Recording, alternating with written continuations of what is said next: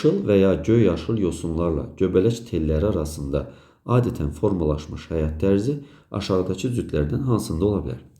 Bilirik ki, yaşıl və yaxud da ki, göy yaşıl yosun, yəni siyanobakteriya. Burada göbələk telləri ilə yaşayır. Buna simbioz yaşayış deyirdik. Simbioz. Simbioz yaşayış bunlardan hansında ola bilər, onu demək istəyir. Vərəm bakteriyası insanda yaşayırsa, bu parazit həyat tərzi keçirir. Eyni zamanda akula siyənək balığın yeyirsə, yırtıcı həyat tərzi keçirir, yeyir. Ağcaqanad insanı yeyir, yenə eyni qaydada simbioz yaşayış deyildi. Bundan fayda götürürdü.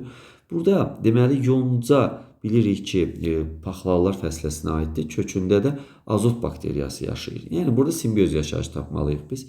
Burada verilibdir. Milçəkdən də milçəyi yeyirdi. Bilirsiniz ki, hazır üzüm maddə ilə qidalanırdı. Həşərat yeyən bitki idi. Bunlar miksotrof qidalanma tipinə aiddirlər. Düzgün cavabımız yonca azot bakteriyası simbioz yaşayışa aid olacaq.